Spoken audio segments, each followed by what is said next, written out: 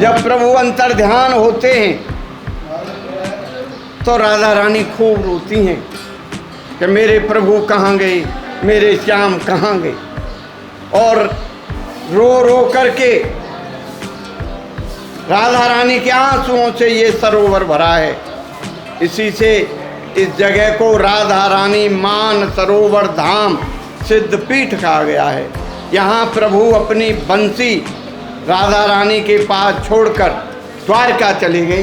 बंसी की सेवा सिर्फ यहीं है, द्वारका में प्रभु के पास बंसी नहीं है। Hello everyone, welcome back to OT expert.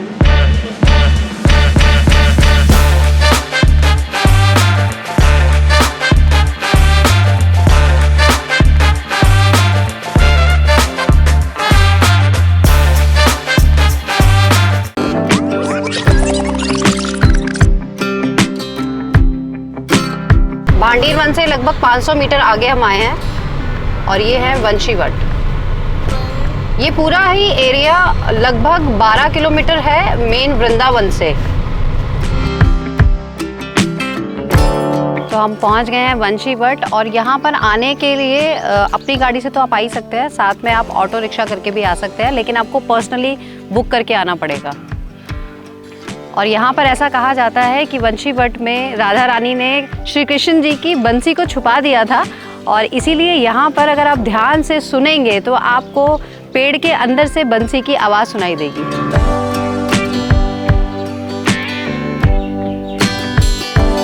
चलिए पहले परिक्रमा लगाते हैं।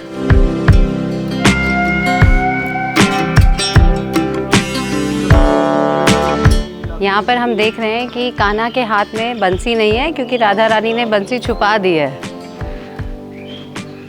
और गाय बड़े शांत स्वभाव से बैठी हुई हैं, जैसे कि हमेशा शांत रहती ही हैं।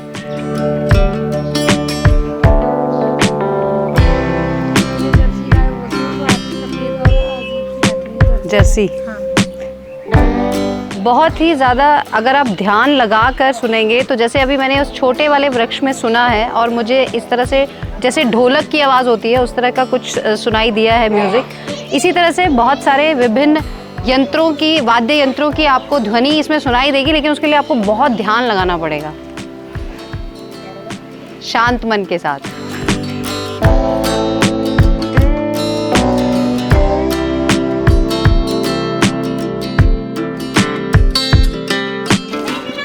मैं चलाऊंगी।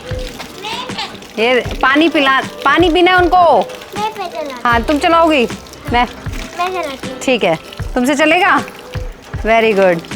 सबको पानी पिलाना है? ठीक है। बजरंगबली।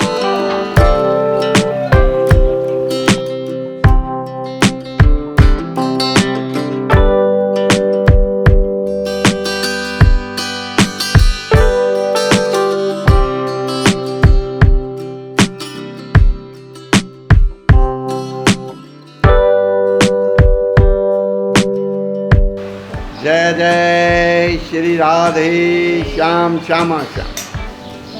ये भागवत में आती है इस जगह की कथा। यमुना किनारे बंसीवट पर महारास हो रहा था। महारास में करोड़ों से भी ज़्यादा गोपियाँ भाग ले रही थी। उनके पैरों में पायल और घुंघरू बंधे हुए थे। उधर कैलाश पर प्रभु महादेव अपने प्रभु श्याम सुंदर और राधा रानी के भजन में बैठे थे। जब महाराज शुरू हुआ तो पायल और घुंघरुओं की आवाज हुई, छम छम झुन झुन छम छम झुन झुन। ये आवाज महादेव जी के कानों में गई और उनकी समाधि, उनका ध्यान भंग हो गया। महादेव जी ने विचार किया कि इतनी मधुर ध्वनि कहाँ से आ रही है जिससे कि मेरी समाधि भी टूट रही है, मेरा ध्यान भी टूट रहा है। जब महादेव जी ने अपने तीसरे नेत्र से, अपने विवेक से देखा तो उनको पता चला कि अरे ये तो यमुना किनारे बंसीवट पर महाराज हो रहा है और मेरे प्रभु सिंहासन पर विराज रहे हैं। मैं भी चलूं अपने प्रभु के दर्शन करूं और महाराज का आनंद लूं। प्रभु महादेव वहाँ से तुरंत चल दिए कैलाश से। जब प्रभु महादेव कैलाश से चले तो माता पार्वती भी उनके साथ चल दी और उस जगह आ गए जहाँ महाराज हो रहा था।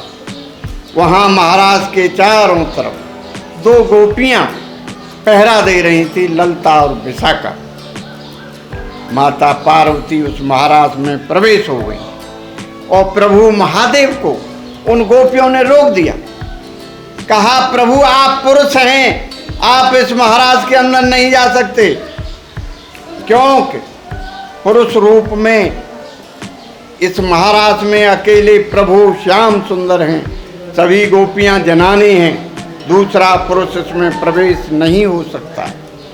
इस बात को गोपियों की सुनकर प्रभु महादेव बहुत निराश हुए और निराश होकर के बोले, अरे गोपियों, मैं तो कैलाश से आया हूँ अपने प्रभु के दर्शन करने के लिए और महाराज का आनंद लेने के लिए। आप लोग मुझे कोई उपाय बताइए जिससे कि मैं अपने प्रभु के दर्शन कर सकूं और महाराज का आनंद ले सकूं। गोपियाँ बोली, प्रभु देखो यमुना जी बह रही हैं, आप यमुना जी में स्नान करो और उनसे प्रार्थना करो यमुना जी से कि मेरा गोपी रूप हो जाए। प्रभु महादेव ने यमुना जी में स्नान किया और वो गोपी बन गई। यमुना जी ने अपना सारा श्रृंगार महादेव जी को दे दिया। अब प्रभु महादेव गोपी बनकर सज धज कर जैसे ही उन्होंने महाराज में प्रवेश किया, प्रभु श्याम सुंदर सिंहासन से खड़े होकर के बोले, आइए गोपेश्वरी, आइए गोपेश्वरी। गोपी बने हुए महादेव को प्रभु श्याम सुंदर ने बड़े आदर और सम्मान के साथ अपने बराबर सिंहासन पर बिठा लिया। इस बात से किशोरी जी राधा रानी गुस्सा हो गई कि देखो, आज प्रभु ने एक काली सी और एक नई गोपी आई है, उसको अपने बराबर सिंहासन पर बिठा लिया है और उससे कहा है गोपेश्वरी। हम सब गोपियों की ईश्वर बना दिया इसको, हमसे तो कभी गोपेश्वरी कहा ही नहीं। किशोरी जी गुस्सा होकर महाराज में से धीरे धीरे चलते चलते चलते चलते यहाँ आकर बैठ गई। अब आप लोग समझिए कि जहाँ राधा रानी हैं वहीं महाराज है, वहीं सारी कीड़ा हैं। अब राधा रानी वहाँ से हटी तो महाराज बंद हो गया। प्रभु श्याम सुंदर ने देखा, अरे महाराज भी बंद हो गया, अरे यहाँ तो राधा रानी भी नहीं है। उन्होंने पुकारना शुरू किया, राधे जी आप कहाँ हैं, किशोरी जी आप कहाँ हैं। प्रभु श्याम सुंदर चारों दिशाओं में पुकार रहे हैं कि राधे जी आप कहाँ हैं। जिस रास्ते से राधा रानी यहाँ आई थी उस रास्ते में छोटे छोटे पैरों के निशान बने हुए थे। उन निशानों को प्रभु श्याम सुंदर ने पहचान लिया कि ये राधा रानी के पैरों के निशान हैं। प्रभु उन निशानों को खोजते खोजते खोजते खोजते यहाँ राधा रानी के पास आए और राधा रानी के पास आकर राधा रानी को खूब मनाया, लेकिन राधा रानी मनने में नहीं आई। तो प्रभु इनके पैरों में गिर गई और पैर छू कर कह रहे हैं कि देखो राधा रानी, देखो राधे, वो कोई मामूली गोपी नहीं थी। प्रभु महादेव आए थे कैलाश से गोपी बनकर महाराज देखने के लिए। राधे जी देखो, कोई अतिथि कोई मेहमान आपके दरवाजे पाएगा तो क्या आप उसका आदर सत्कार नहीं करोगी। अब राधे अपनी गुस्सा छोड़िए आप और हमारे साथ चलो। राधा रानी बोली, प्रभु मैं इतनी थक गई,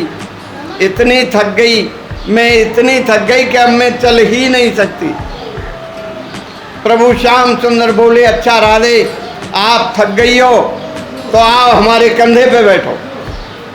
जैसे ही राधा रानी कंधे पे बैठने को होती हैं, प्रभु अंतर्ध्यान हो जाते हैं। जब प्रभु अंतर्ध्यान होते हैं तो राधा रानी खूब रोती हैं कि मेरे प्रभु कहाँ गए, मेरे श्याम कहाँ गए। और रो रो करके राधा रानी के आंसुओं से ये सरोवर भरा है। इसी से इस जगह को राधा रानी मान सरोवर धाम सिद्धपीठ कहा गया है। यहाँ प्रभु अपनी बंसी राधा रानी के पास छोड़कर द्वारका चले गए। बंसी की सेवा सिर्फ यहीं है, द्वारका में प्रभु के पास बंसी नहीं है, वहाँ बंसी की सेवा नहीं है। देखिए यहाँ राधा रानी, प्रभु श्याम सुंदर और गोपियों ने और सभी देवताओं ने नित्य नई लीलाएं की हैं, रास किए हैं, महाराज किए हैं। यहाँ की मिट्टी का कण कण इतना पवित्र है, तपस्या से भरा है, प्रेम से भरा है, भक्ति से भरा है।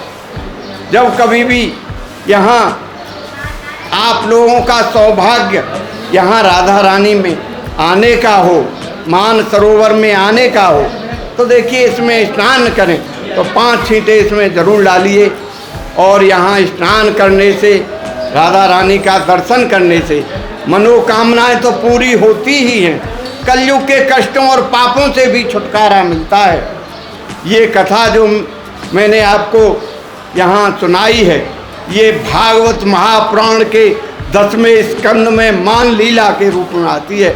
बहुत बड़ी कथा है। उस कथा में से एक मक्खन निकाल करके मैंने आप लोगों के सेवा में प्रस्तुत किया है। जय जय श्री राधे, जय जय श्री राधे, जय जय श्री राधे। कहिए मैडम, आपको कैसा लगा? बहुत ही बढ़िया, बहुत ही अच्छा। राधे राधे।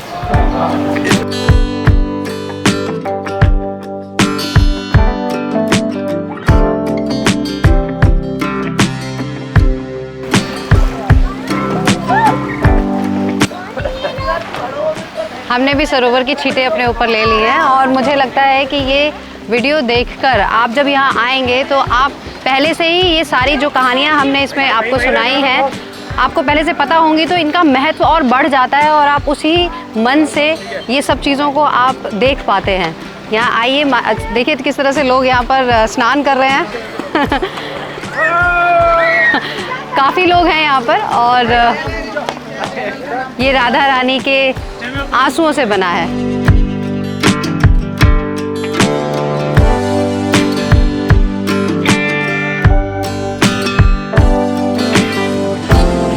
राधा कृष्ण की लीलाएं हमने टीवी में बहुत देखी हैं, लेकिन जब यहाँ खुद आकर इनके मुख से हम सुनते हैं तो जब कथाओं का वर्णन होता है उनका एक महत्व ही अलग होता है और सुनने में इतना आनंद आता है कि मतलब मुझे तो ये लगता है कि मैं सुनते जाऊँ।